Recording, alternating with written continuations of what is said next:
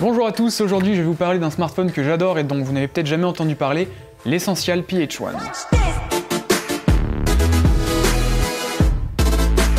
Essential est une marque américaine très jeune puisqu'elle n'existe aux yeux du grand public que depuis l'année dernière avec l'annonce de leur premier smartphone sorti en août dernier. Cette société a été fondée par Andy Rubin, cofondateur d'Android, rien que ça.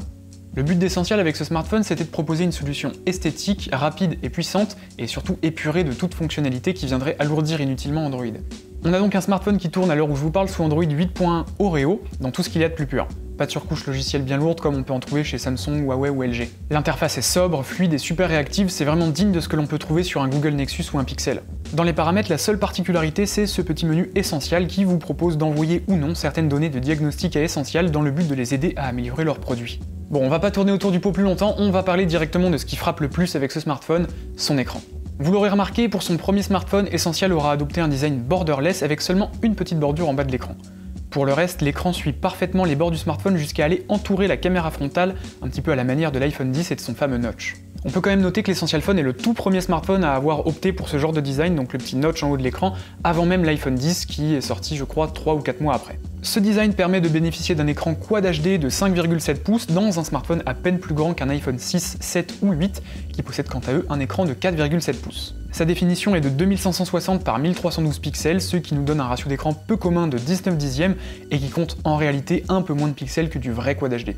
Et oui, le vrai Quad HD c'est 2560 par 1440 pixels. Ici on a 128 pixels de moins en hauteur, alors ça va pas changer grand chose, mais notez par exemple que quand vous regardez une vidéo sur YouTube, vous pourrez pas aller au-dessus de 1080p en termes de qualité. D'ailleurs, étant donné que l'écran n'est pas au ratio 16/9, contrairement à la plupart des vidéos que l'on trouve sur YouTube, forcément vous aurez de petites bandes noires sur les côtés de votre vidéo. Essential a plutôt bien fait les choses d'ailleurs, puisqu'ils ont fait en sorte que la vidéo soit parfaitement centrée en prenant en compte la bordure réelle en bas de l'écran et en ajustant les bandes noires en fonction. Impossible cependant de zoomer dans la vidéo pour profiter de tout l'écran comme sur l'iPhone X ou les Galaxy S8, dommage. Pas de LED pour cet écran, Essential est resté sur une dalle LCD IPS bien maîtrisée avec notamment des noirs très profonds pour cette technologie, mais pas au niveau de ce que peut offrir l'OLED évidemment. C'est un petit peu dommage avec ce genre de design parce que quand on est dans le noir, le notch est visible en mode paysage. Bon, par contre de jour ça se voit pas du tout.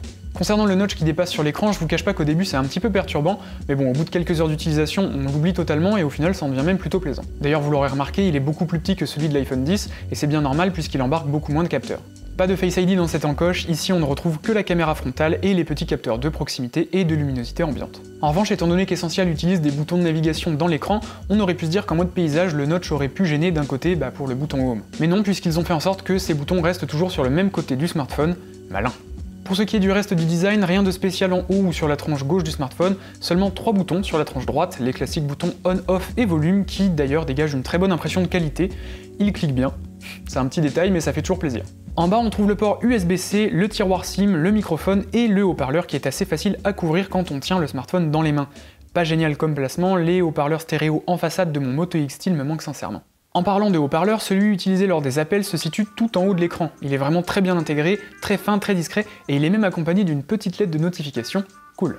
Ça aurait été vraiment génial d'avoir la même chose en bas de l'écran pour permettre le son stéréo en façade. Ça combiné à un écran complètement borderless, donc qui descend jusqu'en bas, ça aurait été le pied.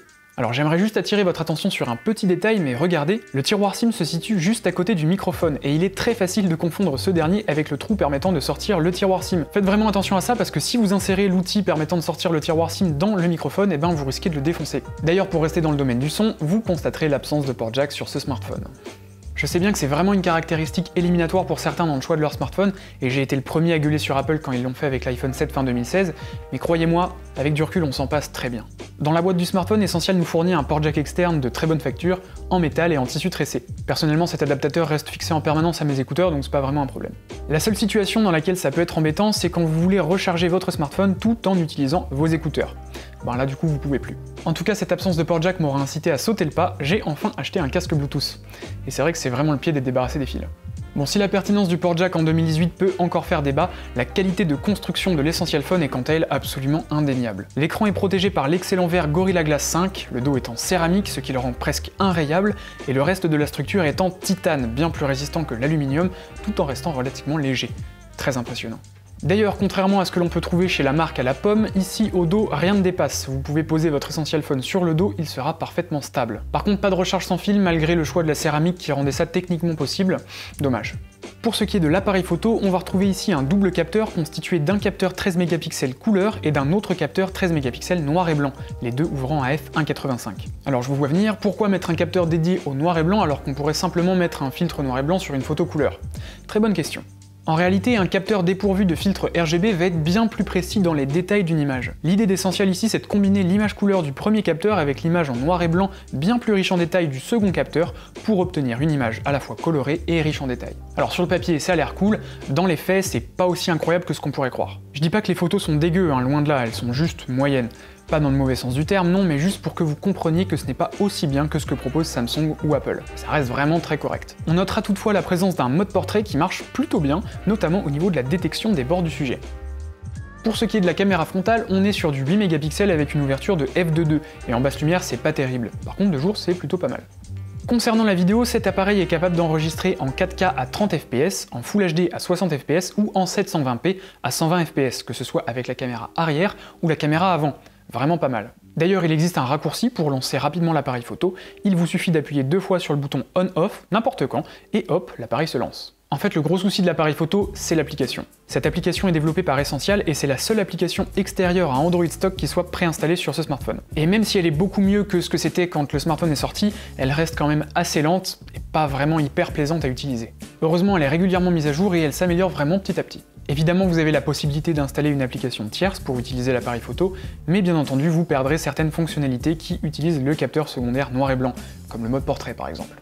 En termes de sécurité, j'évoquais l'absence de Face ID tout à l'heure, qui est une technologie encore exclusive à l'iPhone X. Ici, on nous propose un bon vieux capteur d'empreinte, fiable et rapide, placé au dos du smartphone. Alors ce placement au dos, on aime ou on n'aime pas, moi personnellement j'aime bien, je trouve ça plus joli, mais faut avouer que dans certaines situations, c'est pas forcément ce qu'il y a de plus pratique. Quand votre smartphone est posé sur votre bureau ou sur un support dans votre voiture, ben vous pouvez plus y accéder. Pour en finir avec le dos du PH1, à droite du micro, on peut voir deux petits contacts dorés. Ces petits contacts, ils servent simplement à fixer des accessoires à votre smartphone. Essential propose par exemple une petite caméra 360 degrés, apparemment la plus petite au monde. Bon, pourquoi pas, mais pas sûr que ce soit vraiment essentiel.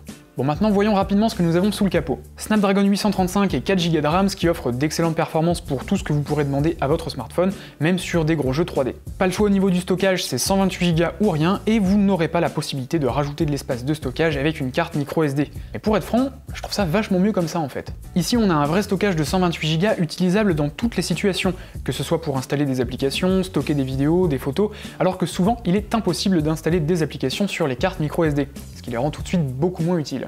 Non vraiment je trouve ça bien mieux comme ça, pas besoin de se prendre la tête avec le stockage, il y a de la place, ça marche bien et c'est tout. L'autonomie est vraiment bonne aussi, le PH1 tient toute la journée sans problème avec une utilisation assez soutenue des réseaux sociaux et de YouTube. Bon personnellement je suis pas vraiment amateur de gros jeux 3D sur mobile donc forcément ça aide à avoir une bonne autonomie, mais pour mon utilisation c'est vraiment très bon. D'autant plus que ce smartphone dispose de la charge rapide, pas la plus rapide qui soit, on n'est pas au niveau de Dash Charge de chez OnePlus, mais rapide tout de même. Donc si vous avez oublié de brancher votre smartphone avant d'aller vous coucher, et ben c'est pas grave, vous le branchez le matin, le temps de vous préparer, et ben vous serez bon. Ah oui au fait, pensez à vous procurer un adaptateur pour les prises américaines, car évidemment le chargeur fourni dans la boîte n'est pas fait pour nous autres Européens. Le PH1 est certifié IP54, en gros ça veut dire qu'il est résistant aux éclaboussures et à la poussière. Mais n'allez pas dans la piscine avec, c'est vraiment une mauvaise idée. Bon par contre il y a quelque chose dont j'aimerais vous parler. Vous avez sans doute déjà entendu parler de Google Assistant qui est arrivé en France l'été dernier. Et bien sûr l'Essential Phone, impossible de le faire fonctionner. En faisant un appui prolongé sur le bouton Home, c'est Now on Tap qui apparaît et pas l'assistant. Quand je vais dans les réglages de l'application Google, on m'indique que le Google Assistant n'est pas encore disponible en français, ce qui n'est absolument pas vrai. Bon, je me suis un petit peu renseigné et tous les Français qui possèdent ce smartphone ont exactement le même problème. J'ai passé des semaines à discuter avec Essential sur Twitter pour essayer de déterminer l'origine du problème, sans succès. Je m'étais donc résigné à utiliser mon smartphone en anglais pour profiter pleinement de toutes ses fonctionnalités. Et très récemment, en testant des trucs un peu au hasard, j'ai trouvé la solution permettant de faire fonctionner Google Assistant en français. En allant dans les paramètres de langage, j'ai remarqué qu'il y avait un autre français qui était proposé.